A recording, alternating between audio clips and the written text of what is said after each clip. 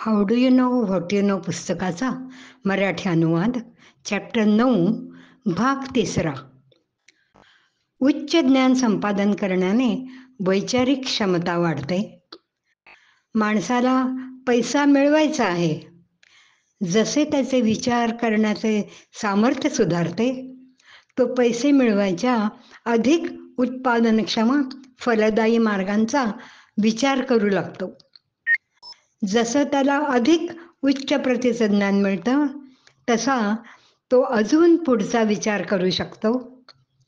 केवळ पायाखालचं न बघता 2 पुढची पावलं बघू शकतो.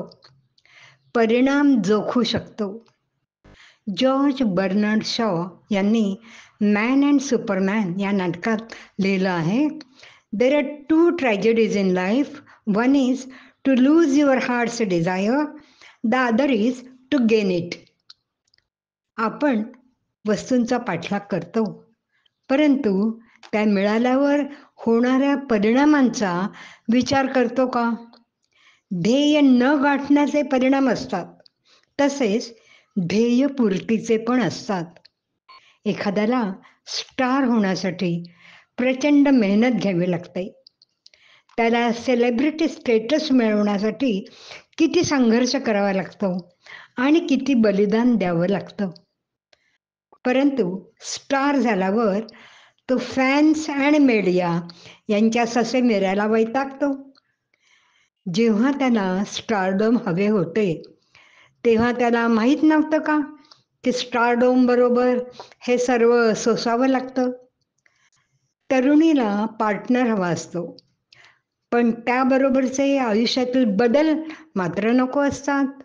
असं कसं? माणसाला ग्लॅमरस जीवनसंगिनीची अभिलाषा असते, परंतु त्याबरोबर येणारे तिचे महागडे खर्च मात्र नको. हे कसं चालेल? घर विकत घेणं म्हणजे भरपूर वेळ, एनर्जी आणि पैसे देणं.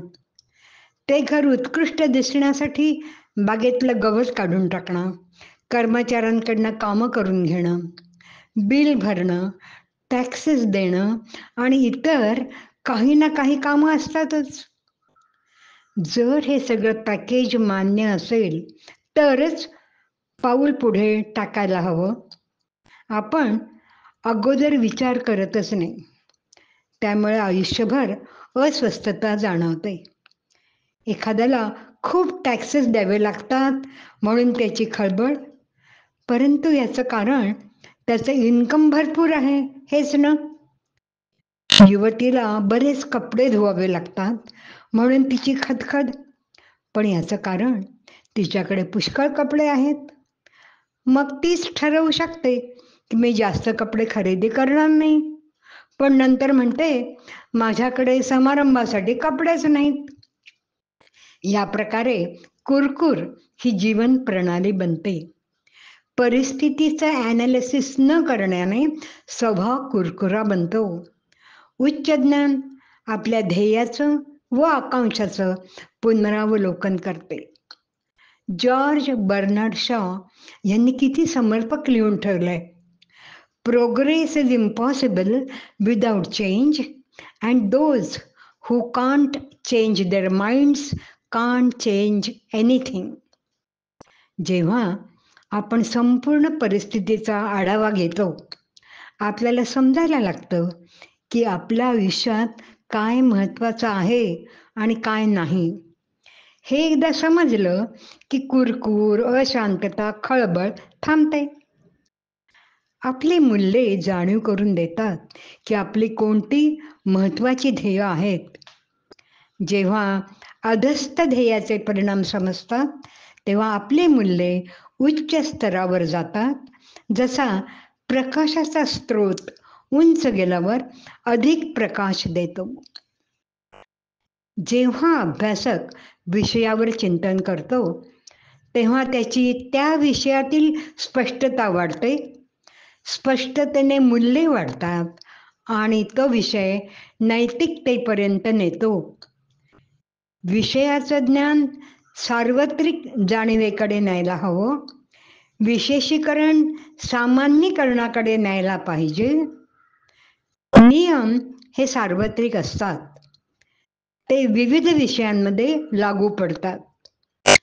फॅक्टरीमधली श्रम विभागणीची संकल्पना ही मुलांच्या पार्टीचं आयोजन करतानाही राबवता येईल. हे सार्वत्रिकरण म्हणजे ज्ञान संपादनेची पुढची झेप. विज्ञान विशिष्ट कार्यकारण भावाबद्दल बोलते. तत्वज्ञान सार्वत्रिक कार्यकारण भाव सांगते. विशिष्ट फळ गाठण्यासाठी विज्ञान आवश्यक. तत्वज्ञान त्या फळाच्या पुढेही जाते. उपनिषद सांगते की सगळे वेद हे ब्रह्मचे अवयव आहेत. कुठल्याही स्वरूपाचे ज्ञान पूर्ण सत्यापर्यंत नेते. ज्ञानाच्या सखोल चिंतनाने माणूस ब्रह्मंपर्यंत पोहोचू शकतो, मग ते कोणत्याही प्रकारचे ज्ञान असले तरी.